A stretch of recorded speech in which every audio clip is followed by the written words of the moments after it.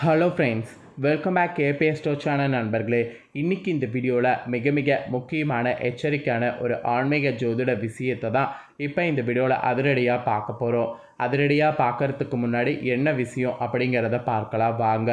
பல ஆண்டுகளுக்கு பிறகு கிரக அமைப்புகளோடு சனி அமாவாசையானது சூப்பராக வந்திருக்கு. இந்த சனி அமாவாசையில் ஒவ்வொரு ராசிக்காரங்களுக்கும் தலைவிதி மாறும். அப்படி மாறக்கூடிய தலைவிதியை அவங்க தெரிஞ்சு பலனடையணுங்கிறதுனால சனி அமாவாசையுடைய பலனை ஒவ்வொரு ராசிக்கும் ஷேர் பண்ணிகிட்ருக்கேன். அதில் இன்றைக்கி இந்த வீடியோவில் ரிஷப ராசிக்காரங்களுக்கு ஷேர் பண்ண போகிறேன். ரிஷப ராசியில் பிறந்தவங்க நீங்கள் எந்த நட்சத்திரத்தில் பிறந்திருந்தாலும் வீடியோ ஸ்கிப் பண்ணாமல் பாருங்கள். உங்கள் ராசிக்கு இந்த சனி அமாவாசையில் கிரக சேர்க்கையினால் என்ன பலன் கிடைக்குங்கிறத தெரிஞ்சுக்குங்க. அது மட்டும் இல்லாமல் இந்த சனி அமாவாசையில் நீங்கள் பண்ண வேண்டிய ஆன்மீக பரிகாரமும் இருக்குது. அது என்னங்கிறதையும் வீடியோவில் சொல்கிறேன். அதையும் இந்த வீடியோவில் தெரிஞ்சுக்குங்க. சனி அமாவாசை என்றைக்கு வருதுன்னா பங்குனி சனி அமாவாசை கரெக்டாக பார்த்தீங்கன்னு வச்சுக்கோங்களேன், மார்ச் 29 பங்குனி 15ஆம் நாள் சனிக்கிழமை வருது. இந்த சனிக்கிழமை வரக்கூடிய அமாவாசைங்கிறதுனால தான் இது சனி அமாவாசை என்று பெயர் பெறுது. பல ஆண்டுகளுக்கு பிறகு இந்த சனி அமாவாசையில் சூரிய கிரகணமானது ஏற்படுது. அன்றைக்கே சனி பயிற்சி ஏற்படுது. அதனால் இது ஒரு அசுப நாளாக கருதப்படுது. இந்த நாளில் இருந்து பர்டிகுலராக உங்கள் ராசிக்கு சில சிறப்பு பலன்கள் கிடைக்க போகுது. அந்த பலன்கள் தெரிஞ்சு அதற்கேற்ப நடந்துக்கிட்டிங்கன்னா உங்களுக்கு ரொம்ப யூஸ்ஃபுல்லாக இருக்குங்கிறதுனால இந்த வீடியோவில் உங்களுக்கு சனி அமாவாசையினால் என்ன நடக்குங்கிற தாள்களை ஷேர் பண்ண போகிறேன். உங்கள் ராசிக்கு என்ன நடக்கும் அப்படிங்கிறத நீங்கள் தெரிஞ்சு அதற்கேற்ப நடந்து பலன் பெறுங்க. அது மட்டும் இல்லாமல் இந்த அமாவாசையில் நீங்கள் கண்டிப்பாக ஒரு பரிகாரம் செய்யணும். அது எப்படி செய்யணுங்கிறத வீடியோவில் உங்களுக்கு நான் கடைசியாக இதில் ஷேர் பண்ணுறேன். அதையும் இந்த வீடியோவில் தெரிஞ்சுக்குங்க. ஃபஸ்ட்டு சனி அமாவாசையில் என்ன நடக்குங்கிற அந்த ராசி பலனை உங்களுக்கு ஷேர் பண்ணுறேன். அதை முதல்ல பாருங்கள். ஆக்சுவலி உழைப்பே உயர்வுக்கு வழி என்று சொல்லக்கூடிய ரிஷபராசி நேயர்களுக்கு இந்த சனி அமாவாசையில் கிரகநிலைகளை ஆராய்ந்து பார்க்கும் பொழுது சனி அமாவாசை தொடக்கத்தில் உங்கள் ராசிநாதன் சுக்கிரன் உச்சம் பெற்றும் வகரம் பெற்றும் சஞ்சாரம் செய்கிறாரு. அதே நேரம் லாபாதிபதி குரு உங்கள் ராசியிலிருந்து பரிவர்த்தனை யோகம் பெற்றிருக்கிறாரு. இதன் விளைவாக தடைப்பட்ட முயற்சிகளில் வெற்றியானது உங்களுக்கு கிடைக்கும். தனவரவு இனி திருப்திகரமாக இருக்கும். எல்லாத்துக்கும் மேலே நீங்கள் நினைத்த காரியங்களை நினைத்த நேரத்தில் செல்வது உங்களால் முடியும். அது மட்டும் இல்லாமல் தொழிலில் புதிய ஒப்பந்தங்கள் மகிழ்விக்கும். என்ன இருந்தாலும் ஜென்மகுருவின் ஆதிக்கம் இருக்கிற வரைக்கும் கொஞ்சம் பொறுமையாக செயல்படுவது நல்லது. பொறுத்தார் பூமியார்வார் என்ற இதற்கேற்ப செயல்படணும். அதுதான் இந்த சனி அமாவாசையில் உங்களுக்கு சொல்லப்பட்ட வாக்கு. உங்களுக்கு இந்த சனி அமாவாசையில் மீனத்தில் புதன் சஞ்சாரம் இருக்குது. இது என்ன மாதிரியான வேலையை உங்களுக்கு செய்யுங்கிறத சொல்கிறேன், நோட் பண்ணிக்கோங்க. சனி அமாவாசை தொடக்கத்தில் மீனராசியில் சஞ்சரிக்கக்கூடிய புதன் நீச்சம் பெற்று வகரம் பெற்று சஞ்சாரம் செய்கிறாரு. இது உங்கள் ராசிக்கு 2, 5 ஆகிய இடங்களுக்கு அதிபதியாக புதன் இருக்கிறாரு. இது தன பஞ்சாதிபதி வலிமை இழப்பது அவ்வளவு நல்லதல்ல. பொருளாதாரத்தை பற்றாக்குறை ஏற்படுங்கிறதுனால கொஞ்சம் உஷாராக இருக்கணும். இருந்தாலும் எதையும் சமாளிக்கக்கூடிய ஆற்றல் உங்களுக்கு உண்டு. குறிப்பாக குடும்பத்தில் பழைய பிரச்சனைகள் மீண்டும் தலை தூக்கும். பிள்ளைகளை உங்கள் மேற்பார்வையில் வைத்து கொள்வது நல்லது. உத்தியோகத்தில் எதிர்பாராத மாற்றம் ஏற்படும். அந்த எதிர்பாராத மாற்றம் ஏற்படும் போது அதை எப்படி சரி செய்யலாம் அப்படிங்கிறத பாருங்கள். மீனத்தில் புதன் சஞ்சாரம் செய்கிறதுனால இந்த மாதிரியான சில சம்பவங்கள் உங்களுக்கு சனி அமாவாசையில் நடைபெறும். ஸோ கவனமாக இருக்கிறது நல்லது. அப்புறம் கும்பத்தில் புதன் சஞ்சாரமானது இருக்குது. இது என்ன மாதிரியான வேலை செய்யுங்கிறத சொல்கிறேன், நோட் பண்ணிக்கோங்க. இந்த சனி அமாவாசையில் கும்பராசிக்கு வகர இயக்கத்தில் புதன் செல்வார். உங்கள் ராசிக்கு 10ஆம் இடமான தொழில்ஸ்தானத்தில் புதன் வருவது யோகம்தான். தடாதிபதியான புதன் தொழில்ஸ்தானத்திற்கு வர்றதுனால தொழில் வளர்ச்சி திருப்தி தர வகையில் இருக்குது. குறுக்கீடு சக்திகள்லாம் உங்களுக்கு இருந்ததுன்னா அந்த சக்திகள் அகலும். புதிய தொழில் தொடங்கக்கூடிய சிந்தனை உங்களுக்கு மேலோங்கும். அது மட்டும் இல்லாமல் தொழிலுக்கு மேலும் முதலீடு செய்ய நிதி நிறுவனங்களில் உதவியும் ஆதரவும் தக்க சமயத்தில் கிடைக்கும். எல்லாத்தையுமே கரெக்டாக யூஸ் பண்ணிக்கோங்க. அப்புறம் தொழிலில் இணைந்து செயல்பட்ட பழைய கூட்டாளிகளை விலக்கிவிட்டு புதிய கூட்டாளிகளை சேர்த்துக்கொள்வது பற்றி சிந்திக்கணும். சிந்தித்து தான் இது பண்ணணும், சிந்திக்காமல் எதையும் பண்ணக்கூடாது. உத்தியோகத்தில் உள்ளவர்களுக்கு சம்பள உயர்வு உண்டு. ஸோ இந்த சனி அமாவாசையில் கும்ப புதன் சஞ்சாரத்தினால இந்த மாதிரியான பலன் உங்களுக்கு கிடைக்கும் என்பது குறிப்பிடப்பட்டிருக்கு. ஸோ இதற்கேற்ப நடந்து செயல்படுங்க. அப்புறம் மீனத்தில் சுக்கிரன் வக்ரமானது இந்த சனி அமாவாசையில் இருக்குது. இது என்ன மாதிரியான பலனை தருங்கிறத சொல்கிறேன், நோட் பண்ணிக்கோங்க.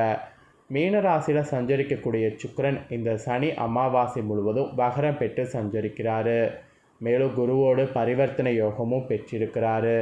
இது உங்கள் ராசிக்கு 6வது இடத்திற்கு அதிபதியாக சுக்கிரன் இருக்கிறாரு. 6க்கு அதிபதி வக்ரம் பெறுவது நன்மை என்று சொல்லலாம். எதிரிகளுடைய பலமானது குறையும். இடையூறு சக்திகள் தானாக விலகும். கல்யாணம், கடைத்திறப்பு விழா, கட்டட திறப்பு விழா போன்றவற்றில் கவனம் செலுத்தணும். அப்புறம் ஆடை ஆபரண சேர்க்கை உண்டு. அரசியல் களத்தில் உள்ளவர்களுக்கு புதிய பொறுப்புகள் கிடைக்கும். பொறுப்புகள் கிடைக்கிறதுக்கேற்ப கரெக்டாக செயல்படணும். அப்படி செயல்பட்டிங்கன்னா நீங்கள் நினச்சதை உங்களால் சாதிக்க முடியும். இது மீனத்தில் சுக்கிரன் வக்ரம் பெறதுனால இந்த மாதிரியான பலன் கிடைக்கும் என்பது குறிப்பிடப்பட்டிருக்கு. நெக்ஸ்ட்டு கடகத்தில் செவ்வாய் சஞ்சாரமானது சனி அமாவாசையில் இருக்குது. இது என்ன மாதிரியான பலனை கொடுக்குங்கிறத சொல்கிறேன், நோட் பண்ணிக்கோங்க. ஆக்சுவலி இந்த அமாவாசைக்கு பிறகு தான் பங்குனி 24ஆம் தேதி கடகராசிக்கு செவ்வாய் வராரு. அங்கே நீச்சம் பெற்று சஞ்சாரம் செய்கிறாரு. இது உங்கள் ராசிக்கு 7, 12 ஆகிய இடங்களுக்கு அதிபதியாக செவ்வாய் இருக்கிறாரு. அவர் நீச்சம் பெறக்கூடிய இந்த நேரத்தில் குடும்ப பிரச்சனை தலை தூக்கும். குடுக்கல் வாங்கலில் தடுமாற்றம் ஏற்படும். இடம் பூமி வாங்குவதிலோ விற்பதிலோ சிக்கல்களும் சிரமங்களும் வரலாம். மன பயமானது அதிகரிக்கும். எதிர்மறையான சிந்தனைகளை தவிர்க்க வேண்டிய நேரமாக இந்த நேரமானது உங்களுக்கு சொல்லப்பட்டிருக்கு. அதனால் எதிர்மறையான சிந்தனைகளை தவிர்க்க வேண்டியது அவசியம். பொது வாழ்வில் உள்ளவர்களுக்கு கூட புது முயற்சிகள் இந்த டைம் நீங்கள் செய்யலாம். வெற்றியானது உங்களுக்கு கிடைக்கும். வியாபாரம் மற்றும் தொழில் செய்பவர்களுக்கு கூட்டாளிகளால் பிரச்சனைகள் ஏற்படலாம். அதனால் கவனமாக இருக்கணும். உத்தியோகத்தில் உள்ளவர்களுக்கு மேல் அதிகாரிகளுடைய ஆதரவு உண்டு. அதே போல் கலைஞர்களுக்கு புதிய ஒப்பந்தங்கள் சேரும். மாணவ மாணவிகளுக்கு படிப்பில் கவனமாக இருக்கணும். பெண்களுக்கு குடும்ப ஒற்றுமையானது பலப்படும். நூதன பொருட்கள்லாம் வாங்கிறதா இருந்தால் வாங்கி மகிழலாம். ஸோ நூதன பொருட்கள் வாங்கிறதுனால எந்த பிரச்சனையும் ஆக்சுவலி கிடையாது. ஆக மொத்தம் ரிஷபராசியில் பிறந்தவங்களுக்கு இந்த கிரக சேர்க்கைகளால் இந்த சனி அமாவாசையில் நீங்கள் இந்த மாதிரியான பலன்களை தாங்க பெற போகிறீங்க. நீங்கள் பெறக்கூடிய பலன்களை உங்களுக்கு தெளிவாக இந்த வீடியோவில் எக்ஸ்பிளைன் பண்ணிட்டேன். எக்ஸ்பிளைன் பண்ணதை நீங்கள் தெரிஞ்சிருப்பீங்க. தெரிஞ்சதுக்கேற்ப நடந்து பலன் பெறுங்க. இப்போ இந்த பங்குனி அமாவாசையில் பித்ரு சாபம் நீங்கள் முன்னோர்களை வழிபாடு செய்ய வேண்டிய ஒரு பரிகாரம் இருக்குது. அது எப்படிங்கிறத உங்களுக்கு ஷேர் பண்ண போகிறேன். அது எப்படிங்கிறத இந்த வீடியோவில் ரிஷபராசிக்காரங்க தெரிஞ்சுக்குங்க. பங்குனி அமாவாசை தினத்தில் விரதம் இருந்து திருமணம் ஆகாத பெண்களும் திருமணம் ஆகாத ஆண்களும் ரிஷபராசிக்காரங்க முன்னோர்கள் ஆசையோடு நீங்கள் இந்த நாளில் அவங்களுக்கு பூஜை செய்தீங்கன்னா பல தடைகள் விலகும் என்பது நம்பிக்கை. அமாவாசை திதி மறைந்த நம்ம முன்னோர்களுக்காக விரதம் இருந்து வழிபடுவதற்குரிய நாள். இந்த தினம் நம்மளுடைய முன்னோர்களுடைய பசியும் தாகமும் அதிகரிக்கும். அந்த பசியை போக்க கருப்பு எள் கலந்த தண்ணீரை தர்ப்பணம் செய்ய வேண்டும். அதிலும் பங்குனி மாதம் வரக்கூடிய அமாவாசை என்று விரதம் இருந்து பித்ரு சாபம் நீங்கிச்சுன்னா உங்களுடைய லைஃப்பில் நீங்கள் கண்டிப்பாக எதிர்பார்க்காத எல்லாமே நல்லதாக நடக்கும். ஆக்சுவலி பங்குனி மாத அமாவாசையானது இந்த டைம் மார்ச் மாதம் 29ஆம் தேதி சனிக்கிழமை வருது. சனிக்கிழமை முழுவதும் இருக்குது இந்த பங்குனி அமாவாசை. அதனால் சைத்திர அமாவாசை என்று அழைக்கப்படுது. இந்த சைத்திர அமாவாசை தினத்தில் உங்களால் முடிந்த அளவுக்கு அன்னதானம் செய்யுங்க. இது மிகவும் நல்லது. தொழிலில் முன்னேற்றமானது கிடைக்கும். வேலையில் சிறந்த வாய்ப்புகள் கிடைக்கும். அதனால் பங்குனி மாதம் அமாவாசை பித்ருக்களுக்கு நீங்கள் திருப்தி அளிக்கிற மாதிரி அவங்களுக்கு என்னெல்லாம் பண்ணுமோ அதை எல்லாமே பண்ணும். இந்த நாளில் தர்ப்பணம் செய்கிறது, அப்புறம் முன்னோர்களை ஆராதனை செய்கிறது, அது மட்டும் இல்லாமல் நீங்கள் அன்னதானம் செய்கிறது, இந்த மாதிரியான தர்ம காரியங்களில் ஈடுபடலாம். இப்படிலாம் ஈடுபட்டிங்கன்னா இந்த டைம் உங்களோட லைஃப்பில் ஜெயிக்க முடியும். ஸோ இந்த பலனை நீங்கள் தெரிஞ்சுக்கணுங்கிறதுனால தான் அமாவாசை பரிகாரமும் ஷேர் பண்ணேன்.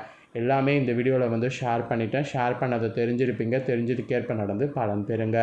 நீங்கள் இதை தெரிஞ்சு பலனடைகிறது போல் உங்கள் ஃப்ரெண்ட்ஸ் ஃபேமிலி இருக்கவங்களும் தெரிஞ்சு பலனடையணும்னு நினச்சிங்கன்னா வீடியோ லைக் பண்ணி ஷேர் பண்ணுங்கள். வீடியோவை உங்கள் ஃப்ரெண்ட்ஸ் ஃபேமிலி இருக்கவங்களும் பார்க்கட்டும். அவங்களும் ரிஷபராசிக்காரங்களாக இருந்தாங்கன்னா இந்த பலனை தெரிஞ்சு இதற்கேற்ப நடந்து பலனடையட்டும். நெக்ஸ்ட்டு நம்ம சேனலில் போகக்கூடிய வீடியோலாம் உடனுக்குடனே தெரிந்து கொள்ள நினச்சிங்கன்னா மறக்காமல் நம்ம சேனலை சப்ஸ்கிரைப் பண்ணுங்கள், கூட பெல் பண்ண ப்ரெஸ் பண்ணுங்கள்.